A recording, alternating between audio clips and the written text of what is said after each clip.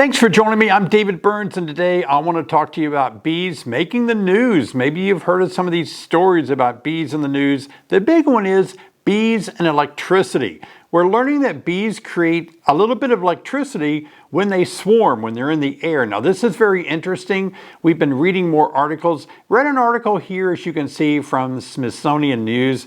And they're talking about how bees have been studied and they've been measuring the electricity that bees produce in a swarm.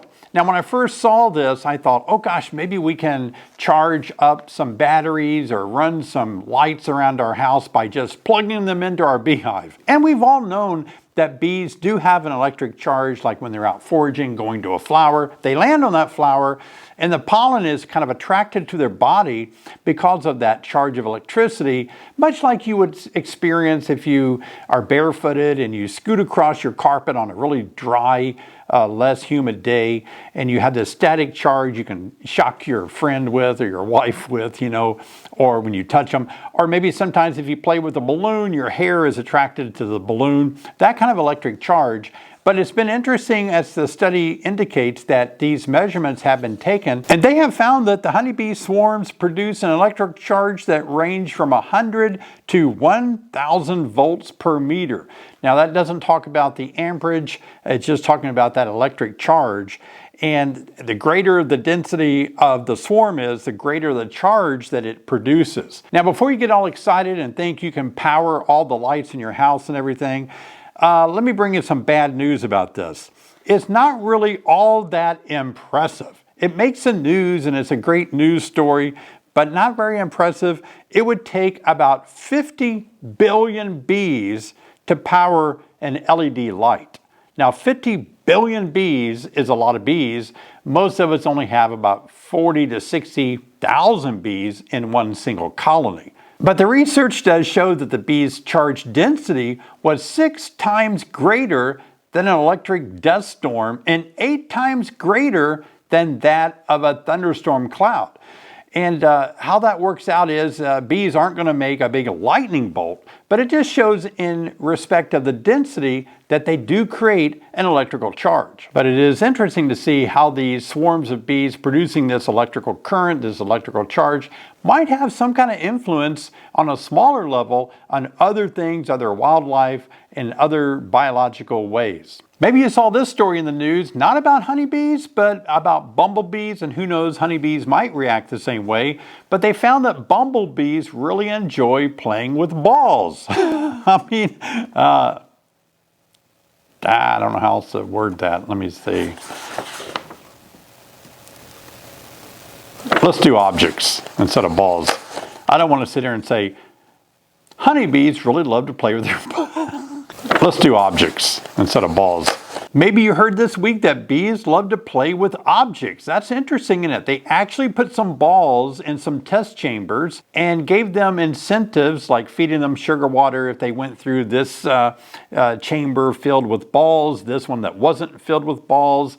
And they started finding that bees really do enjoy going through the chambers and actually playing with these objects that were in the chambers. Interestingly enough, when they took the balls out of one chamber, the bumblebees were still wanting to go in there and play. Now, this kind of supports some other hypotheses that bees really do enjoy some playful activity. And they say that these results mirrored the human behavior of young children and other juvenile mammals and birds being the most playful. And additionally, it says the male bees rolled the balls for longer than their female counterparts.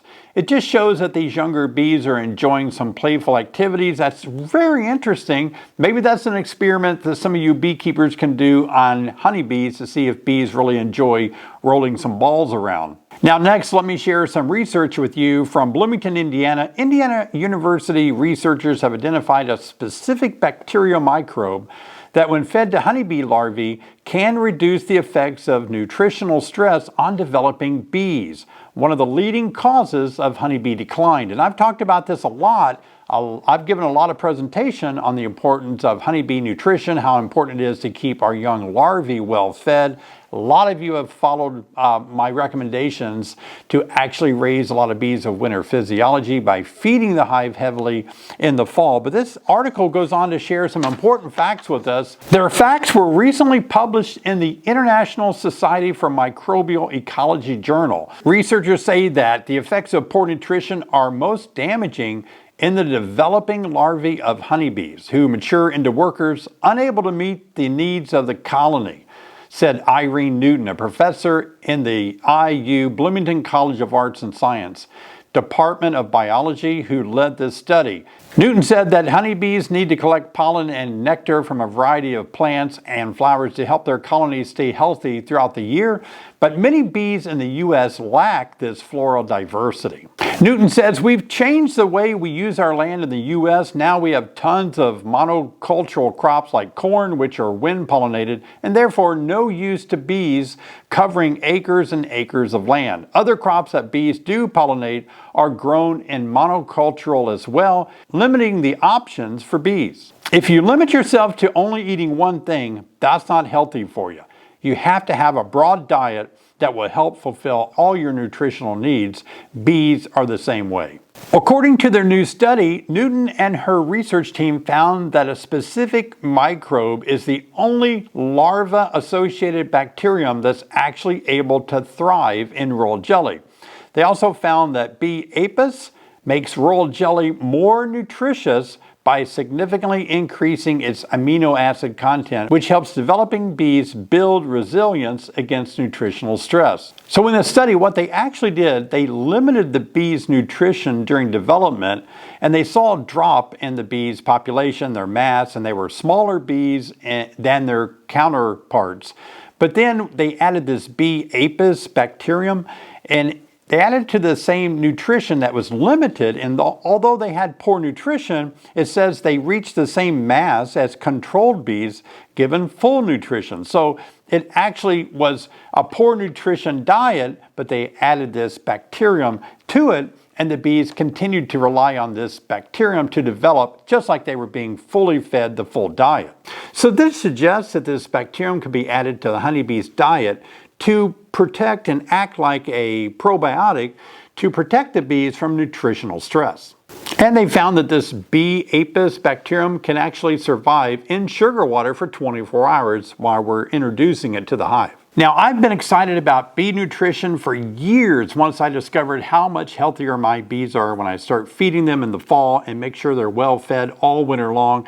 I've got a great video I want you to watch on how to feed your bees all through the fall and through the winter. Check it out right here. Let's keep our bees healthy. I'll see you over there.